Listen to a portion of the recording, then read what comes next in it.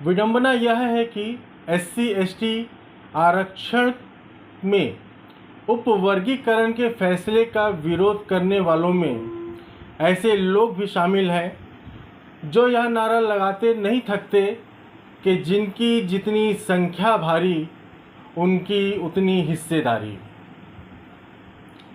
भले ही ऐसे लोग SC/ST की एकता का कितनी ही दुहाई क्यों न दें, मगर सच तो यह है कि इन दोनों वर्गों में अनेक ऐसी जातियां हैं जो आरक्षण के लाभ से आज भी वंचित हैं। हम इस बात पर आगे बढ़ें, इस पर आप ये वीडियो देखिए। है कि आज जो दलित देखने को मिलते हैं, जो उनके पास घर है, गाड़ी है, घोड़ा है, बंगला है, मकान है, शोहरत है, इज्जत है, मान सम्मान है, वो सब बाबा साहब अम्बेडकर की वजह से और परिवर्तन संस्था बाबा साहब अम्बेडकर की विचारधारा पर काम करती है।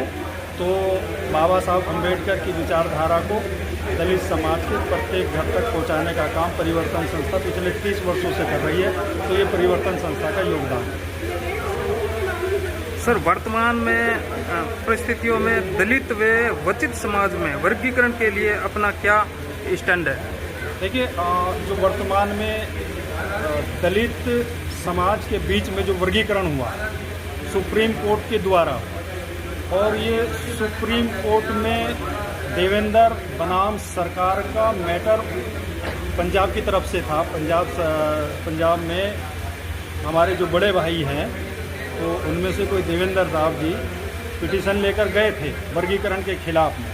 तो वो पिटीशन थी और देश के अंदर विभिन्न जगहों से 23 पिटीशन डली थी, और उन 23 पिटीशन को मिलाकर ये लगभग 20 साल से जुडिशरी का चल रहा है, सब जुडिशरी मैटर था। तो 20 साल बाद आज ये फैसला आया है 23 की 23 पिटीशन पर, और सुप्रीम कोर्ट ने इसको देखा है कि पूरे भारत में 1 या 2-4 जातियाँ दलित जातियों में, तो वो काफ़ी आगे बढ़ गई रेस में। लेकिन जो बाकी जातियाँ लगभग 1100 समथिंग जातियाँ भारत के अंदर शेड्यूल कास्ट की हैं, तो वो 1100 जो है कुछ जातियाँ शेड्यूल कास्ट की, तो भारत में जो हैं, तो 1100 कुछ जातियों में से आप देखिएगा ना कि कहीं सांसी का कोई प्रतिनिधित्व है क्या, कहीं वाल्मीकि का प्रतिनिधित्व है क्या, कहीं ओड का प्रतिनिधित्व है क्या, कहीं नायक का प्रतिनिधित्व है क्या, कहीं हेला का प्रतिनिधित्व है क्या। तो तमाम जो जातियां हैं उनके नाम भी लोग नहीं जानते। तो परिवर्तन संस्था का स्टैंड इसमें बिल्कुल क्लियर है, सुप्रीम कोर्ट के वर्डिक्ट के फैसले के साथ है, और हम चाहते हैं कि जो भाई पीछे छूट गए उन भाइयों को इस अवसर से आगे बढ़ने का मौका मिलेगा निश्चित ही। तो हम अपने बड़े भाइयों से भी कह रहे हैं कि वो बड़ा दिल दिखाए, और बड़ा दिल दिखाकर इस फैसले में अपने छोटे भाइयों का हाथ पकड़े, ताकि जो आप लोगों ने देश में जो दलितों में बंटवारे का एक माहौल बना दिया कि देश में आज जो आपस में भाईचारा खराब हो रहा है, तो हमारे अगड़े भाई जो दलित भाई हैं उन्होंने देश के अंदर वंचित जाति के जो लिए एक फैसला आया है, उनके हक में आया है, उसके खिलाफ में वो जो भारत बंद करते हैं, उनके खिलाफ वो गलत बयानबाजी करते हैं, उनको वो अयोग्य बताते हैं, कहीं कहीं तो दलाल टट्टी वाले पता नहीं जाने क्या क्या बता रहे हैं, और जो है गालियाँ तक दी जा रही है। तो वो ऐसा ना करके यदि ये करते कि भाई ये हमारे ही भाई हैं, ये पीछे रह गए, आओ तुम भी आगे आ जाओ, हमारे साथ बढ़ के हम भी चलते हैं, तो हम उनका स्वागत करते, हम उनके साथ होते।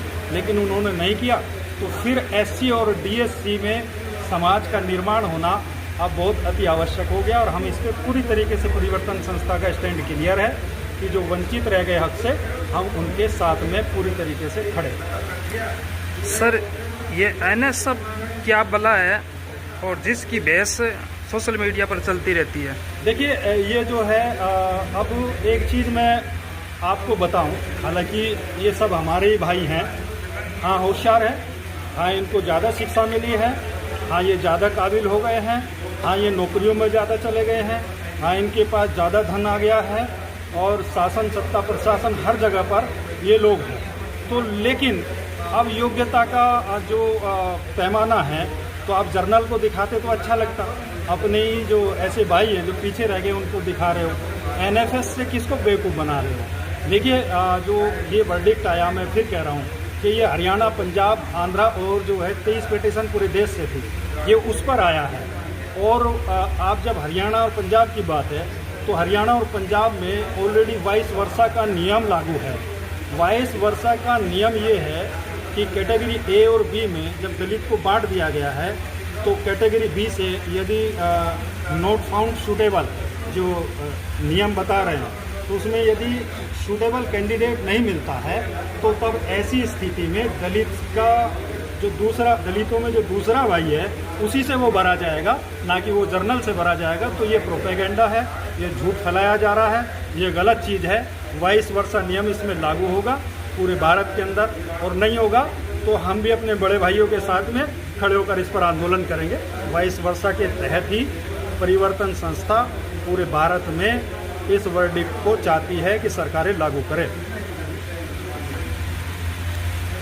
सर, क्या वर्गीकरण लागू होने से वास्तविकता से वंचितों को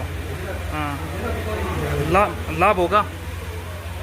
निश्चित रूप से यदि वर्गीकरण जो है 50-50 होता है, जैसे हरियाणा में हुआ, जैसे पंजाब में हुआ 50-50, तब तो इसका लाभ पूरे देश को होगा।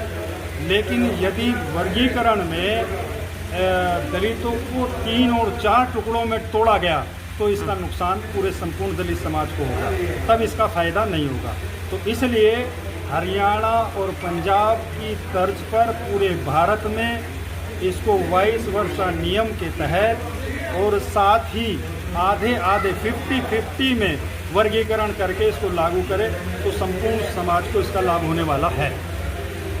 से सभी भली तरह परिचित है कि सुप्रीम कोर्ट के इस फैसले का कई दलों और संगठनों के द्वारा विरोध किया जा रहा है कि SC/ST आरक्षण में उपवर्गीकरण संविधान सम्मत है।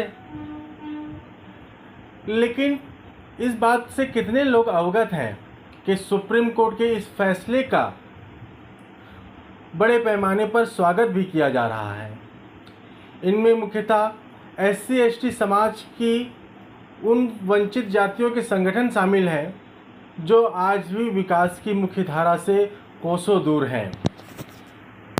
मायावती, चिराग पासवान और चंद्रशेखर जैसे नेताओं ने सुप्रीम कोर्ट के इस फैसले का न सिर्फ विरोध किया, बल्कि भारत बंद के जरिए सड़कों पर उतरकर अपनी नाराज़गी भी जताई। वैसे तो इस फैसले को लागू करने की मांग को लेकर भी अनेक संगठन सड़कों पर उतर रहे हैं, लेकिन विडंबना यह है कि इनकी बात मीडिया के एक बड़े हिस्से तक दर्ज ही नहीं हो पा रही है, जिसके कारण आम लोगों को यह मालूम भी नहीं पड़ पा रहा है कि अनुसूचित जाति और जनजाति समाज का एक बड़ा हिस्सा आरक्षण में उपवर्गीकरण के फैसले को लागू करने की मांग कर रहा है। आप यह एक महत्वपूर्ण वीडियो देखिए। शालिनी मसीह जी अपने चंद विचारों से अवगत कराएंगी। मैं अपने देश के संतों, महापुरुषों, वीर क्रांतिकारियों और शहीदों को नमन करती हूँ। तत्पश्चात बाबा साहेब डॉक्टर भीमराव अंबेडकर के चरणों में अपनी श्रद्धा के सुमन अर्पित करती हूँ, जिनकी बदौलत, जिनके लिखे संविधान की बदौलत आज हम यहाँ पर ये आंदोलन करने पाए हैं। हम बाबा साहब के आभारी हैं, जिन्होंने हमें संविधान के द्वारा सौभाग्य दिया है। आज जबकि वाल्मीकि समाज, माननीय सुप्रीम कोर्ट ने जो ऑर्डर पारित किया है आरक्षण में वर्गीकरण को लेकर, उसका लाख लाख हम धन्यवाद करते हैं। हृदय की गहराइयों से हम सुप्रीम कोर्ट के आभार व्यक्त करते हैं कि उन्होंने अंतिम पायदान पर खड़े व्यक्ति की भी सुधि ली। देश के अंतिम पायदान पर खड़े सफाई कर्मचारी की हालत पर उन्होंने नजर डाली, लेकिन कुछ संकुचित मानसिकता लोगों के व्यक्तियों के दिलों में इस बात को लेकर गर्मा गर्मी होने लगी, उन्हें कुंठा होने लगी कि जो व्यक्ति, जो समाज अंतिम पायदान पर खड़ा था वो आज हमारी बराबरी में आकर कैसे खड़ा हो जाएगा। और इन्हीं बातों को लेकर उन्होंने सड़कों पर आंदोलन करने शुरू कर दिए, अपना विरोध जताना शुरू कर दिया। जो लोग, मैं आज इस मंच के माध्यम से कहना चाहती हूँ कि जो लोग अपने आप को सचमुच बाबा साहब के अनुयायी समझते हैं, बाबा साहब को अपना मार्गदर्शक बताते हैं, मेरी नजर में वो बिल्कुल बाबा साहब के अनुयायी नहीं है। क्योंकि बाबा साहब ने अगर लड़ाई लड़ी थी, बाबा साहब ने अगर संघर्ष किया था तो वो समता और समानता के लिए किया था।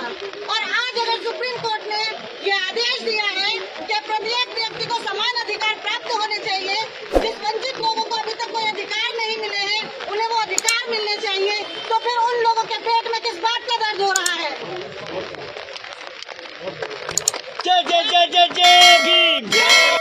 अनुसूचित जातियों के यह संगठन आरक्षण में उपवर्गीकरण के फैसले का स्वागत करने के साथ ही इसे लागू करने की भी मांग कर रहा है, लेकिन इनकी आवाज़ कठिनाई के साथ सुनी जा रही है, क्योंकि कोई भी प्रमुख दल या संगठन इनके पक्ष में खड़ा होने को तैयार नहीं है। हालात यह है कि इनकी आवाज़ मेन स्ट्रीम मीडिया तक भी नहीं पहुंच पा रही है। उत्तर भारत में ले देकर जीतन राम मांझी का दल ही आरक्षण में उपवर्गीकरण के फैसले का समर्थन कर रहा है। यहाँ तक ये जो सुप्रीम कोर्ट का जजमेंट आया है आरक्षण वर्गीकरण का, अगर जहाँ तक केंद्र सरकार और राज्य सरकार लागू नहीं कर देती, जहाँ तक हम चुप नहीं बैठेंगे। ये है सर, सुप्रीम कोर्ट ने जो 1 अगस्त को ST SC आरक्षण उप वर्गीकरण का जो फैसला दिया है कि वंचित जातियों जिनको अभी तक आरक्षण का लाभ नहीं मिला है, उन्हें आरक्षण का लाभ देने के लिए राज्य सरकार कोई ना कोई कोटे में कोटे की व्यवस्था करे। इसको हमने राज्य सरकार से मांग की है कि जल्द से जल्द लागू करे और भील समाज जैसी गरासिया, सहरिया, कथोड़ी, इन सभी जातियों को जो वंचित जातियाँ हैं राजस्थान की हो, पूरे भारत की हो, इन्हें लाभ देने का कष्ट करें। इसी 10 सितंबर को वाल्मीकि समाज के लोगों ने आरक्षण में उपवर्गीकरण के फैसले को लागू करने के समर्थन में दिल्ली के जंतर मंतर पर विरोध प्रदर्शन किया, लेकिन यह बात कम ही लोगों को मालूम है कि वाल्मीकि समाज ने ऐसा कोई प्रदर्शन कार्यक्रम किया, क्योंकि यह खबर मीडिया में आई ही नहीं, और आई तो वह स्थानीय मीडिया पर। आरक्षण में वर्गीकरण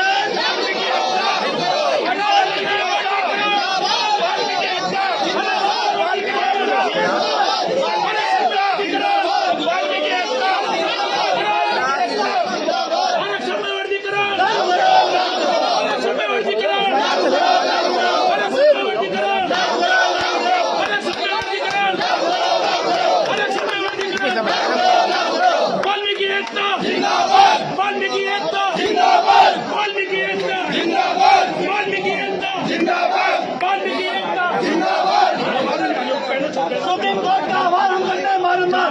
सुप्रीम कोर्ट का आभार, सुप्रीम कोर्ट का आभार,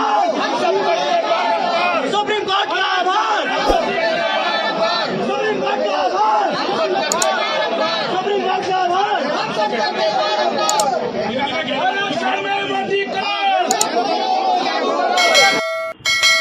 इसी तरह झालावाड़ में राजस्थान समग्र भील वर्ग की ओर से SC ST आरक्षण में उपवर्गीकरण के फैसले को लागू करने की मांग को लेकर एक बड़ी रैली की।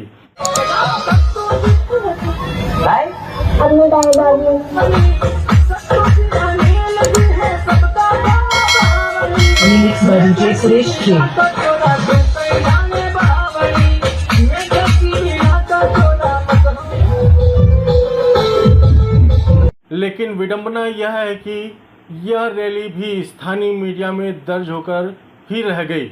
मेन स्ट्रीम मीडिया तक यह रैली आंदोलन शाम पहुंच ही नहीं पाया। यही स्थिति अन्य शहरों पर हुए आयोजनों की रही। अनुसूचित जाति जनजाति की वंचित जातियों के छोटे बड़े संगठन अब भी ऐसे आयोजन कर रहे हैं, लेकिन इन आयोजनों की ओर ना तो जनता का ध्यान जा रहा है और ना ही सरकारों का।